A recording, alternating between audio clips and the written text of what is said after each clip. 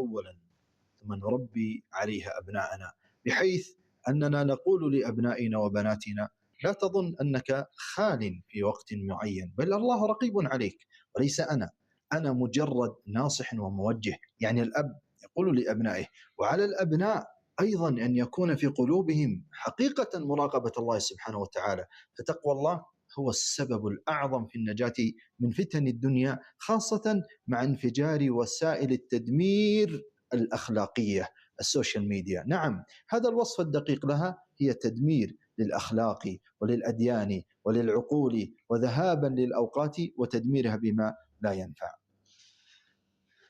አካላዊ ቁጥጥር ስንል ማለት የሚፈልግበት የተሻለ አገላለጽ ምንድነው? የቤተሰቡ ኃላፊም ቢሆን ልጆች አላህ ያየኛል ይከታተለኛል የሚለውን እውነታ ልብ ውስጥ ማስረጽ መቻል ነው።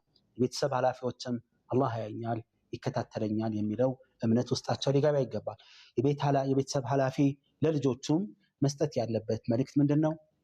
የኔ ጊዜያዊ መንገድ አቅጣጫ ማሳየት እንጂ ሙሉ ቁጥጥር ማድረግ አይደለም።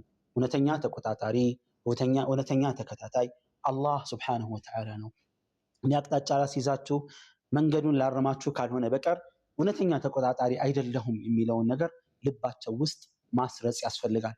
በተለይ አሁን ባለንበት ተጨባጭ ሶሻል ሚዲያ ያለው ማህበራዊ ትስስር ተልእኮ ምንድነው ከተባለ በትክክል ስነ ምግባርን ማናሸቅ፣ ስብዕናን ማሳጣት፣ እምነትን ማንነትን ለማውደም የተዘጋጀ መሳሪያ መሆኑ ከሁሉም የማይደበቅ የማይሰወር እውነታ ነው። በዚህ በጣም ፈታኝ ጊዜ የቤተሰብ አባወራም ቢሆን ኃላፊ ልጆቹም ጭምር የአላህ ፍራቻ አላህ ይከታተለኛል የሚለውን እውነተኛ እምነት ማስረጽ የግድ ነው። ይህ ነው የመዳኛው መንገድ። ወይላ ይሄ የሚታየው ሶሻል ሚዲያ ምን ያክል አጥፊ መሆን በትክክል አጥፊና አውዳሚ መሆኑ ከሁሉም የማይጠፋ ነው። አላህን ፍራቻ ልብ ውስጥ ማስረጽ ግን አይነተኛው መፍትሄ ነው። فإذا غرسنا في نفوس أبنائنا وفي نفوسنا أولا تقوى الله جل وعلا والمراقبة الذاتية، يعني الإنسان لا يقول ولا يظن أنه سيخلو يوما أو لحظة من اللحظات دون مراقبة، بل الله جل وعلا رقيب، كما أحسن الشاعر الإمام القحطاني حيث قال: إذا ما خلوت بريبة في ظلمة والنفس داعية إلى الطغيان فاستحي من نظر الإله وقل لها إن الذي خلق الظلام يراني. فالذي خلق الظلام الله جل وعلا يراك أينما كنت وعلى أي حالة كنت. وهنا أرشد صلى الله عليه وسلم أبي ذر ومعاذ بن جبل قال: اتق الله حيثما كنت. نعم.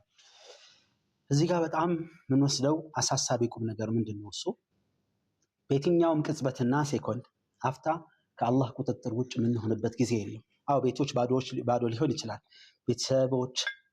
ከቤተሰቦች እይታ እንደ ሰው ራሱን ሊሰወር ይችላል። ነገር ግን የትኛውም ሰኮንድ የሚሆን ቅጽበት ከአላህ እይታ ቁጥጥር ውጪ መሆን የምንችልበት አጋጣሚ እንደሌለ ማወቅ ያስፈልጋል። አላህ ያየኛል፣ ይመለከተኛል፣ ይከታተለኛል የሚለው ጽኑ እምነት በእያንዳንዱ አማኝ ውስጥ ልብ ውስጥ ሰርጾ ሊገባ ይገባል።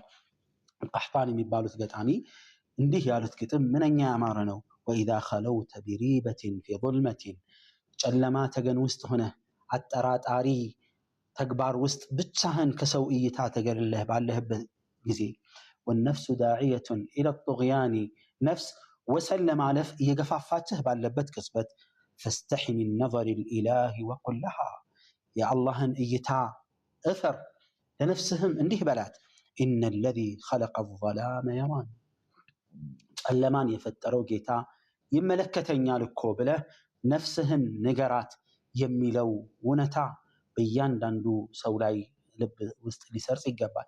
ለዚህ ነው ረሱልም ዓለይሂ ሰላቱ ወሰላም ይሄ እውነታ በእያንዳንዱ አማኝ ልብ እንዲሰርጽ እንዲህ ያሉት፣ አላህ የትም ቢሆን ያየኛል፣ ተቂላህ ሐይሱማ ኩንት፣ የትም ብትሆን አላህን ፍራ ብለው ረሱል ዓለይሂ ሰላቱ ወሰላም ያስጠነቀቁት።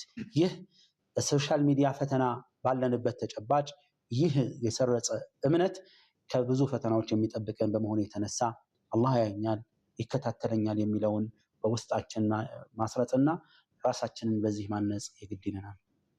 قد أحسن الشاعر الآخر حيث يقول: إذا ما خلوت الدهر يوما فلا تقل خلوت ولكن قل علي رقيب. فإذا غرسنا في نفوس أبنائنا تقوى الله جل وعلا التي نسميها المراقبة الذاتية، أن يشعر الإنسان، وهذا واجب أصلا، أن يشعر الإنسان أن الله جل وعلا رقيب عليه في كل لحظة، لا تخفى عليه سبحانه وتعالى خافية، ينجو ويرتاح ويستريح. الأب والأم والابن والبنت والأخ والأخت يستريحون في وسائل التواصل التدميرية. يستطيع الابن ويبني نفسه في مراقبة ذاتية بغض البصر والبعد عن الشبهات والبعد عن المحرمات والبعد عن مواقع التدمير الأخلاقية، حتى يكونوا في حصن حصين بتقوى الله جل جلاله وعظم سلطانه. ሌላኛው ገጣሚ ምን አለ? ኢዛ ማ ኸለውተ ደህረ የውመን ፈላ ተቁል፣ እንደው በዓመት ውስጥ አንድ ቀን ከሰዎች እይታ ተሰውረህ ስትቀመጥ እንዲህ አትበል፣ ኸለውቱ ብቻዬን ነኝ አትበል። ወላኪን ቁል ዐለየ ረቂቡ፣ በእኔ ላይ ተቆጣጣሪ አለብኝ ብለህ ነፍስህን ንገራት፣ አሳምናት የሚለው ምንኛ ያማረ አገላለጽ ነው ይላሉ። ይህን እኛ ውስጥ ቤተሰቦቻችን ውስጥ ካደረግን ወላጆች ማረፍ ይችላሉ። ቤተሰብ ሁሉ አረፍት አግኝቶ ልጅ የከፋ አደጋ ላይ እንዳይወድቅ ያደርጋል።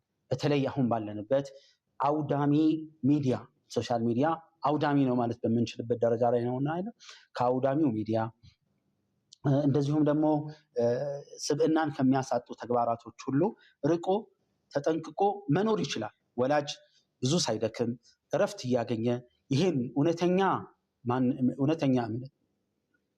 እውነተኛ ስብዕና በልብ ውስጥ በልጁ ልብ ውስጥ ካሰረጸ፣ ማህበረሰብ ውስጥ ከሰረጸ ብዙ ጥፋቶችን መታደግ ይቻላል። አላህን እፈራለሁ፣ አላህ ያኛል ይከታተለኛል ከተባለ ከብዙ ክፉ ተግባራትና ስብዕናዎች የሚጠብቅ መሆኑን መረዳት የግድ ይላል። وهذا كله